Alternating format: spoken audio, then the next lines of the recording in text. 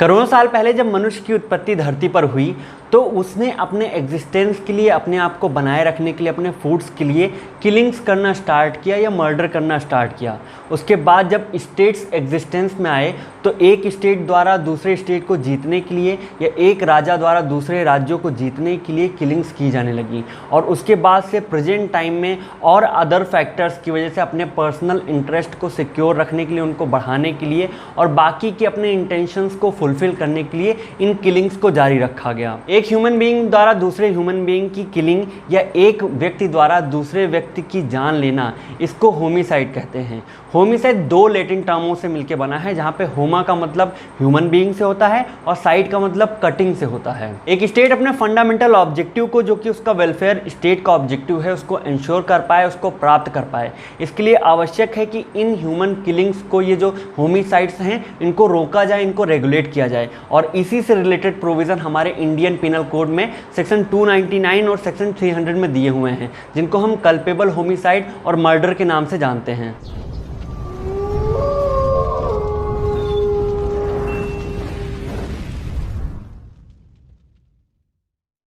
तो culpable homicide और murder के डिफरेंस के फील्ड में, इसके मामले में आगे बढ़ने से पूर्व हम इसके दिए गए प्रोविज़न जो कि आईपीसी में दिए हुए हैं उनके बारे में जान लेते हैं। आईपीसी के सेक्शन 299 में कल्पेबल होमिसाइड की डेफिनेशन देते हुए ऐसा कहा गया है कि whoever causes death by doing an act with the intention of causing death or with the intention of causing such bodily injury as is likely to cause death or with the knowledge that he is likely by such act to cause death commits the offense of culpable homicide। Section 300 में murder की definition देते हुए ऐसा कहा गया है कि accept in the cases culpable homicide is murder if the act by which the death is caused with done with the intention of causing death, if it is the done with the intention of causing such bodily injury as the offender knows likely to cause death of the person to whom the harm is caused। Third part है if it is done with the intention of causing such bodily injury to any person and the bodily injury intended to be inflicted is sufficient in the ordinary course of nature to cause death। और चौथा part है if the person committing the act knows that it is so immediately dangerous that it must in all probability cause death or bodily injury as is likely to cause death or commit such an act without an excuse for incurring the risk of causing death or such bodily harm। इसके अलावा section 300 में कुछ exceptions भी दिए गए हैं, जिनमें सबसे पहला पॉइंट ये कहता है कि अगर किसी व्यक्ति ने सडन और ग्रेव प्रोवोकेशन की वजह से, जो कि सामने वाले व्यक्ति ने दिया था, उसकी मृत्यु कारित कर दी, उसको डेथ काउज कर दिया, उसको जान से मार दिया, तो वो यहाँ पे मर्डर की डेफिनेशन में नहीं आएगा। दूसरा एक्सेप्शन ये कहता है कि अगर किसी व्यक्ति ने अपने प्राइवेट डिफेंस के राइट को एक्सरसाइज करते हुए उसको एक्सीड कर गया, उससे ज़्यादा उसको यूज कर गया और सामने वाले व्यक्ति की, जो कि ऑफेंडर, उसकी जान ले ली, तो वो भी मर्डर की डेफिनेशन में नहीं आएगा। तीसरे एक्सेप्शन के अंतर्गत एक पब्लिक सर्वेंट जो कि एडवांसमेंट ऑफ जस्टिस के लिए काम कर रहा है, अपनी डिस्चार्ज ऑफ ड्यूटी के लिए काम कर रहा है, वो अगर अपने राइट को एक्सीड कर जाता है और यहाँ पे किसी व्यक्ति की मृत्यु कारित कर देता है, डेथ कॉज कर देता है, तो उसको भी यहाँ पे एक्सक्लूड किया गया है। एक्सेप्शन के चौथे पॉइंट के अंतर्गत वुंड सडन फाइट में डेथ को एक्सक्लूड किया गया है, जो कि बिना किसी प्री प्लानिंग के अचानक से दो पार्टीज़ के बीच में होते हैं। और सबसे लास्ट वाला एक्सेप्शन उन केसेस के मामले में है जहां पे एक पार्टी की डेथ हो जाती है और उस व्यक्ति ने, जो कि 18 साल से ऊपर का है, उसने उस मामले में अपनी कंसेंट दी हुई है, एक फ्री कंसेंट दी हुई है। अब इन दोनों प्रोविजंस को पढ़ने के बाद ऐसा लगता है कि इन दोनों के बीच में तो कोई अंतर है ही नहीं, क्योंकि दोनों में मृत्यु होती है। मृत्यु किसी एक्ट की वजह से काउज होती है और उस एक्ट में मेंस रिया या इंटेंशन और नॉलेज दोनों ही होते हैं। तो आखिर सेक्शन 299 और 300 में फिर अंतर क्या रह गया? क्या अंतर रह गया कल्पेबल होमिसाइड और मर्डर में? तो आपको बताना चाहेंगे कि आर वर्सेस गोविंदा का case, state of Andhra Pradesh versus Punnaiah का केस या बाकी के एक दो मेन केसेस हैं, इन सब ने इस कल्पेबल होमिसाइड और मर्डर के बीच में डिफरेंशिएट करने की कोशिश की है। लेकिन हम उसके थ्योरेटिकल पार्ट में ना जाके अपने खुद के जो प्रैक्टिकल, जो हमारा ऑब्जर्वेशन, इसको पढ़ने के बाद उसके थ्रू इन दोनों में डिफरेंशिएट करने की कोशिश करेंगे, अंतर को स्पष्ट करने की कोशिश करेंगे। तो डिफरेंशिएशन के मामले में सबसे पहले पॉइंट में हम बात करते हैं सेक्शन 299 और सेक्शन 300 में दिए गए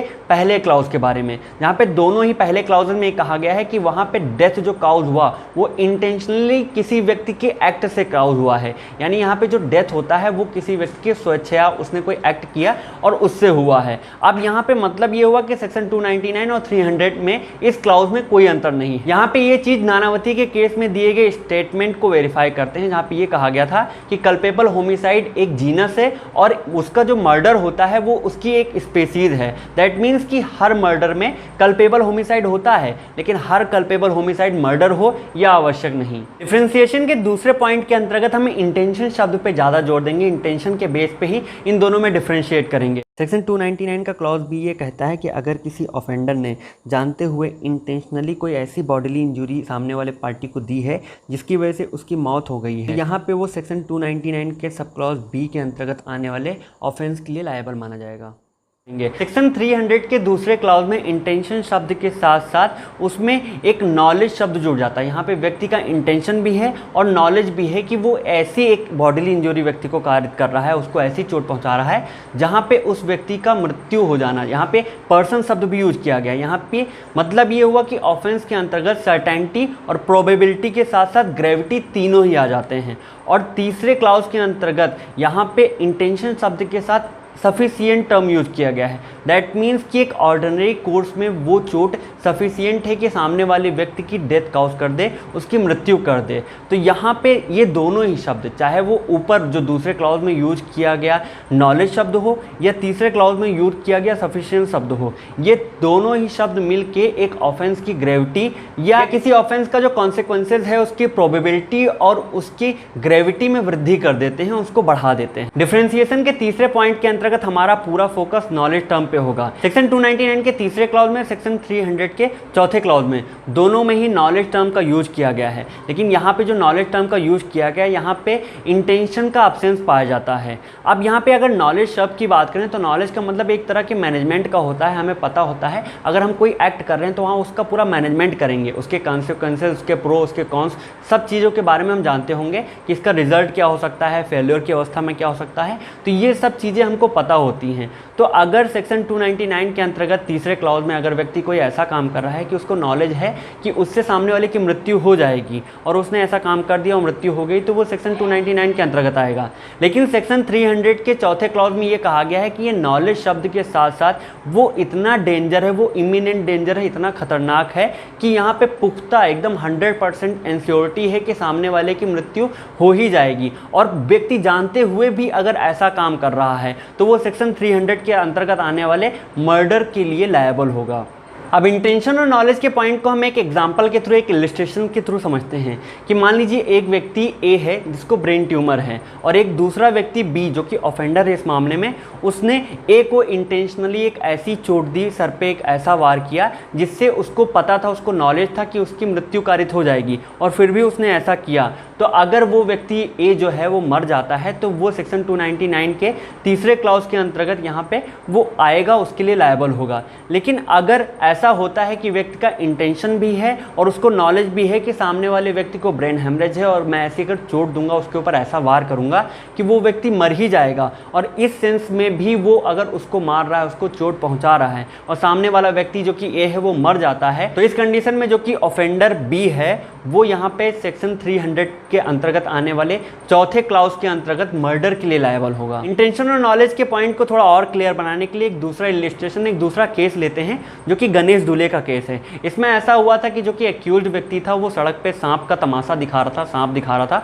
और उसने उठा के सांप एक दूसरे व्यक्ति के गले पे डाल दिया। अब उसको यहाँ पे उसको नॉलेज थी कि अगर सांप ने काट लिया तो वो सामने वाला व्यक्ति मर जाएगा, फिर भी उसने उठा के सांप उस व्यक्ति के गले पे डाल दिया। अब उस सांप ने उसको काट लिया और सामने वाले व्यक्ति मर गया। अब इस केस में एक्यूज्ड को कल्पेबल होमिसाइड के लिए लायबल माना गया, क्योंकि यहाँ पे व्यक्ति का नॉलेज था, व्यक्ति को पता था, इस चीज़ का ज्ञान था कि वो एक्ट ऐसा कर रहा है कि उससे सामने वाले की मृत्यु हो जाएगी, लेकिन इंटेंशन का एब्सेंस था। लेकिन अगर यही काम उस व्यक्ति ने इंटेंशन के साथ किसी एक पर्टिकुलर व्यक्ति को एकदम फोकस करके किया होता तो वो मर्डर के अंतर्गत ये चीज़ आ जाती है, वो उसके लिए लायबल होगा। दैट मीन्स कि अगर नॉलेज के साथ इंटेंशन आ जाता है तो यहाँ पे व्यक्ति का मैनेजमेंट बेहतर तरीके से हो जाता है, उसका फोकस बढ़ जाता है, उसका कंसंट्रेशन बढ़ जाता है, वो इधर उधर न जाके वो अपने एक एक्ट पे, एक ऑफेंस पे पूरा कंसंट्रेट कर देता है। ये तो हो गई सेक्शन 299 300 के बीच में डिफरेंस की बात। लेकिन ऐसा कौन सा मेथड है, ऐसी कौन सी मेथडोलॉजी है, ऐसा कौन सा एक तरीका है जिससे कोर्ट